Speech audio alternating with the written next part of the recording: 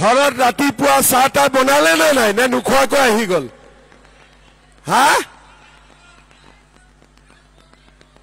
খাই আহিছে নে নাই খোৱা? হে ভগৱান, আজিতো চেক লৈ যাব লাগিব, হয়নে নহয়? যদি চেক নোলোৱাকৈ যায় ঘৰত হাজবেণ্ডে বহুত জোকাব, হয়নে নহয়? সেইকাৰণে কৌশিক ৰায়ে আপোনালোকক চেকু দিব, খাওয়া দাওয়াৰো অনা ব্যৱস্থা কৰেছে। খুব ধুনীয়াকৈ আপোনালোকে চেক লৈ ঘৰত যাব পাৰিব। আজকে সভায় আমার সঙ্গে উপস্থিত শিলচর লোকসভা সমষ্টির সম্মানীয় সাংসদ পরিমল শুক্লবৈদ্য মহাশয়, আমার সঙ্গে উপস্থিত আসাম সরকারের মন্ত্রী কৌশিক রায় মহাশয়, কৃষ্ণেন্দু পাল মহাশয়, কানাড পুরকায়স্থ মহোদয়, দীপায়ন চক্রবর্তী মহোদয়, নিহা রঞ্জন দাস মহোদয়, ডক্টর রাজদীপ রয় মহাশয়, এডিশনাল চিফ সেক্রেটারি কল্যাণ চক্রবর্তী, ডিস্ট্রিক্ট কমিশনার মৃদুল যাদব, রূপম সাহা, কুন্তলমণি শর্মা বৰদলৈ, মঞ্চে উপস্থিত কঙ্কন নাৰায়ণ সিকদাৰ, ৰীনা সিং, মৃণাল কান্তি দাস, দেৱজ্যোতি বাউৰী, শুভাঙ্কৰ গোৱালা আৰু সভাত উপস্থিত আই মাতৃসকল, আমার সভাত উপস্থিত সম্মানীয় সুধীবৃন্দ। বাংলা আমি অল্প অল্প বলতে পারি, কিন্তু বাংলায় বললে আমি অত লম্বা বলতে পারবো না। ওর জন্য আমি আসামিয়াতে বলবে, মাঝে মাঝে কিছু हिंदी में भी बोलेगा और छोटा छोटा बांगाली भी बोलेगा, ठीक है? আজি আমি ইয়াতে কিয় গোট খাইছো?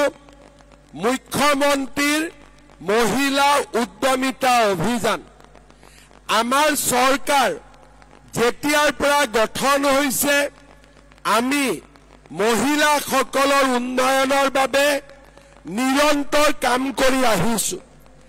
আগতে অসমত কংগ্ৰেছৰ চৰকাৰ আছিলে, কংগ্ৰেছৰ চৰকাৰে মহিলাসকলক কি দিছিলে?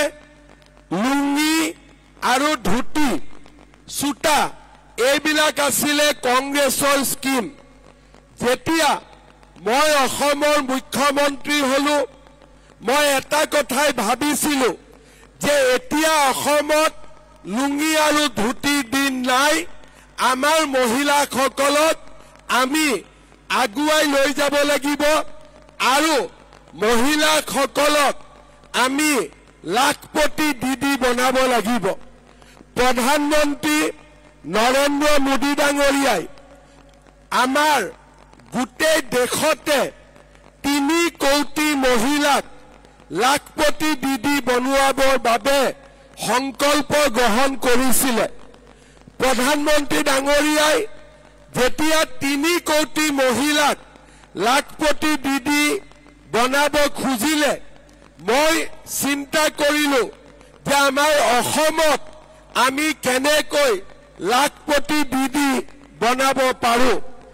আমি চেষ্টা কৰিছিলো যে আমাৰ সেলফ হেল্প গ্ৰুপৰ মহিলাসকলক আমি কেনেকৈ আগবঢ়াই লৈ যাব পাৰো। অসমত 4 লাখ সেলফ হেল্প গ্ৰুপ আছে। 4 লাখ সেলফ হেল্প গ্ৰুপত 40 লাখ মহিলা জড়িত হৈ আছে।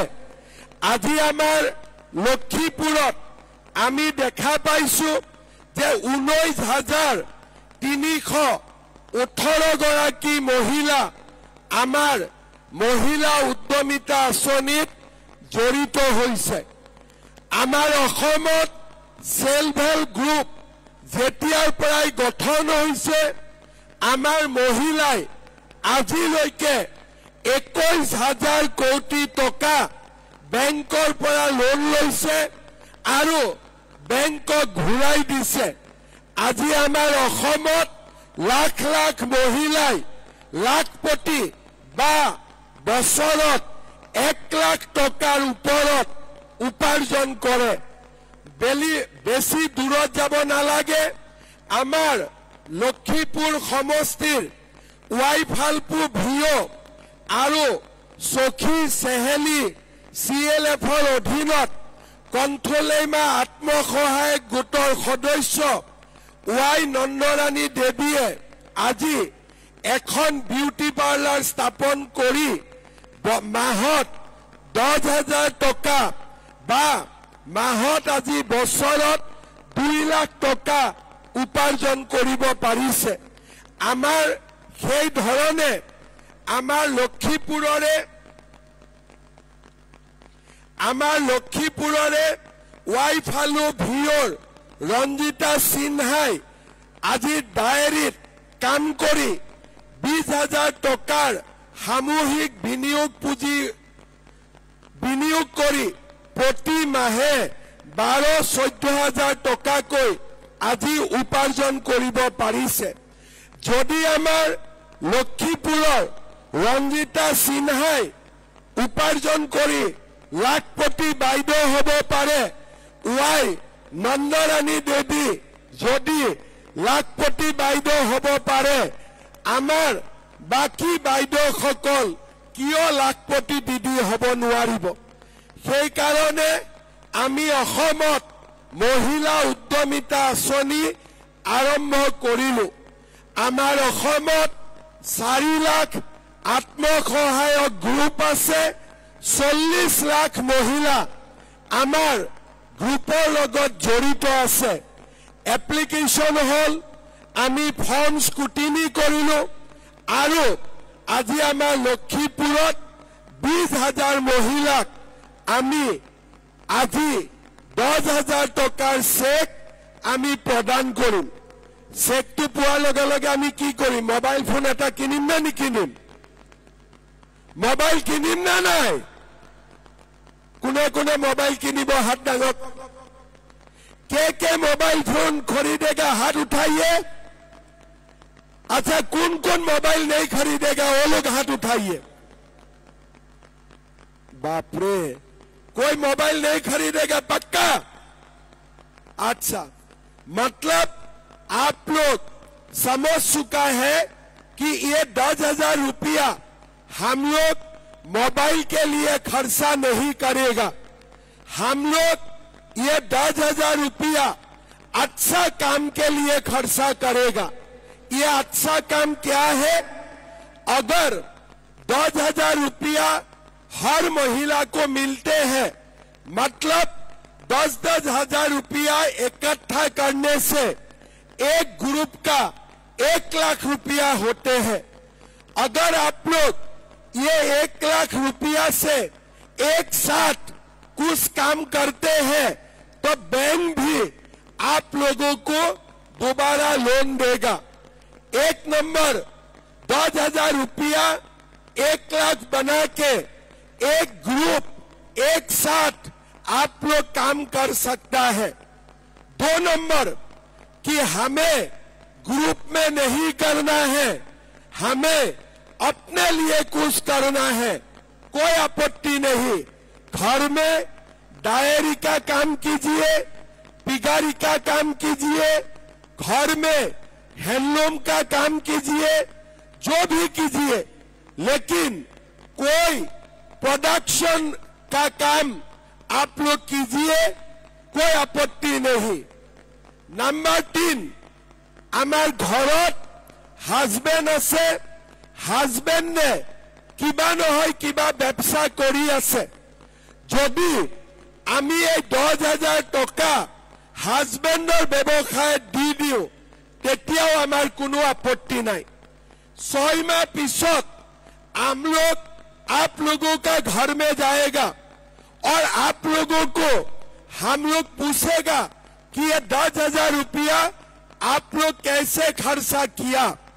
अगर आप लोग 10,000 रुपया अच्छा काम के लिए खर्चा करते हैं तो मैं आप लोगों को दोबारा 25,000 रुपया देने का काम करूंगा।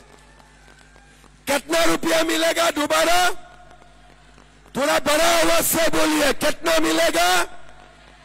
25,000। और 25,000 भी अच्छा काम में खर्चा करेगा तो मैं दूसरा साल आप लोगों को 50,000 रुपया देने का काम करूंगा। कितना रुपया मिलेगा?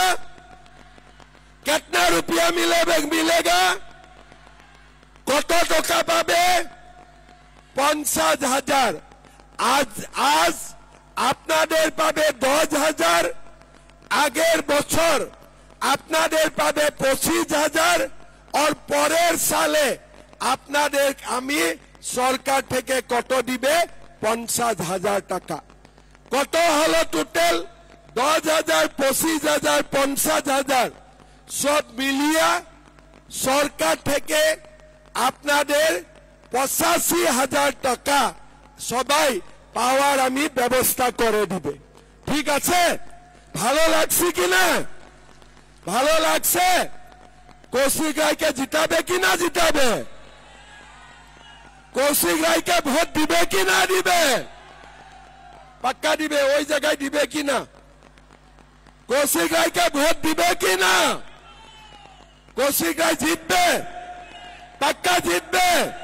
ঠিক আছে, একটা কৌশিক রায় জন্য বড় হাততালি মারিয়ে पूरा एकदम बढ़िया।